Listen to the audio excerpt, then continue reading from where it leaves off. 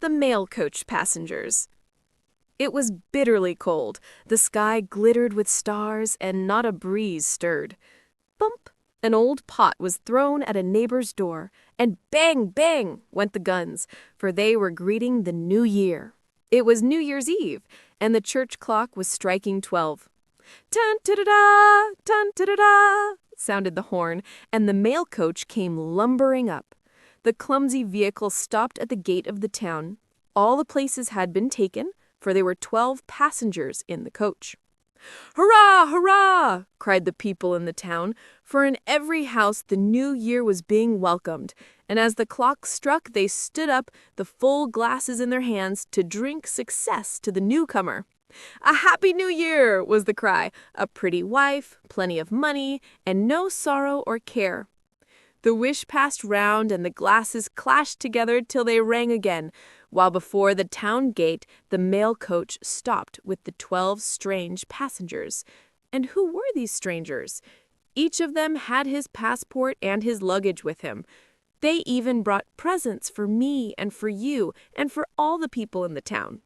Who were they? What did they want? And what did they bring with them?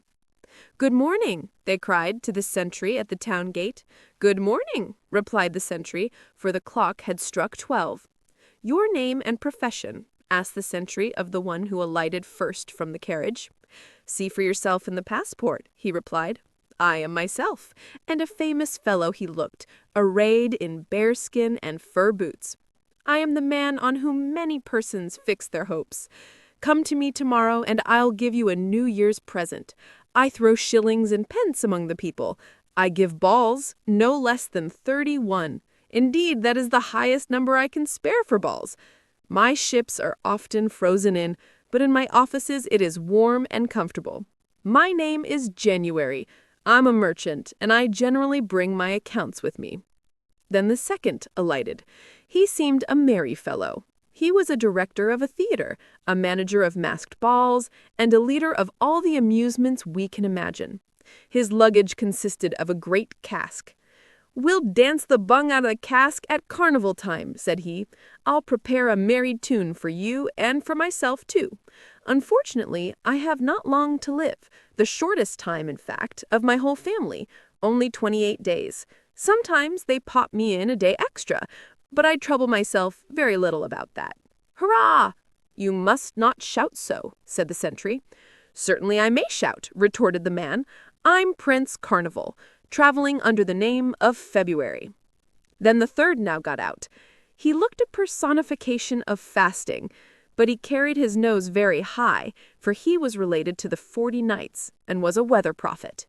But that is not a very lucrative office, and therefore he praised fasting. In his buttonhole he carried a little bunch of violets, but they were very small. "March, march!" the fourth called after him, slapping him on the shoulder. "Don't you smell something? Make haste into the guardroom. They're drinking punch there. That's your favorite drink. I can smell it out here already. Forward, Master March!" But it was not true. The speaker only wanted to remind him of his name and to make him an April fool for it. For with that fun the fourth generally began his career.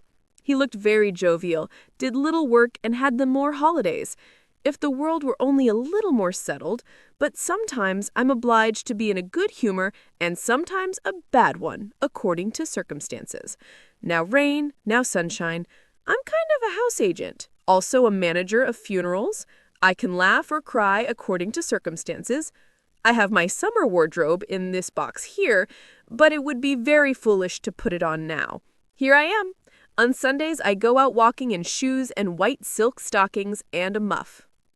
After him a lady stepped out of the coach. She called herself Miss May. She wore a summer dress and overshoes. Her dress was a light green, and she wore anemones in her hair.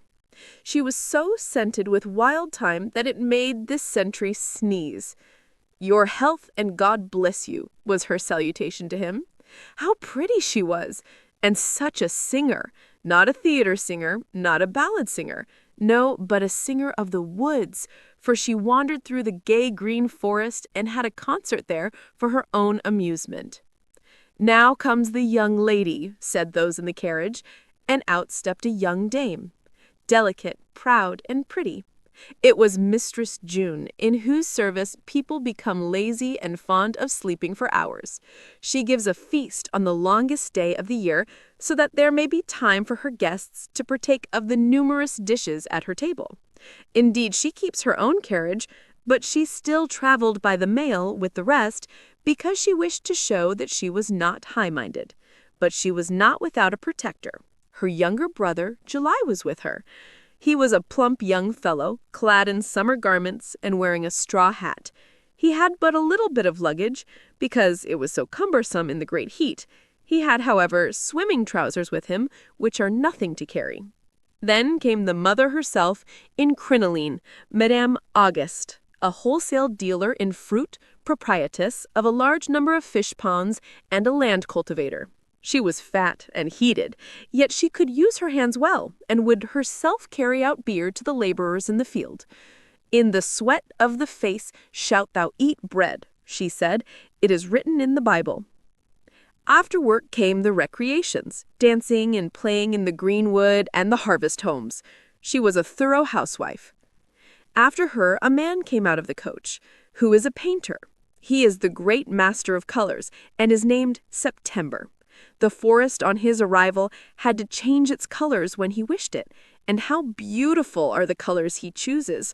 The woods glow with hues of red and gold and brown. This great master painter could whistle like a blackbird. He was quick in his work, and soon entwined the tendrils of the hop plant around his beer jug. This was an ornament to the jug, and he has a great love for ornament. There he stood with his color pot in his hand, and that was the whole of his luggage. A landowner followed, who in the month of sowing seed attended to the plowing and was fond of field sports. Squire October brought his dog and his gun with him, and had nuts in his game bag. Crack, crack. He had a lot of luggage, even an English plow. He spoke of farming, but what he said could scarcely be heard from the coughing and gasping of his neighbor. It was November, who coughed violently as he got out. He had a cold, which caused him to use his pocket handkerchief continually, and yet he said he was obliged to accompany servant girls to their new places and initiate them into their winter service. He said he thought his cold would never leave him when he went out wood-cutting, for he was a master sawyer and had to supply wood to the whole parish. He spent his evenings preparing wooden soles for skates, for he knew, he said, that in a few weeks these shoes would be wanted for the amusement of skating.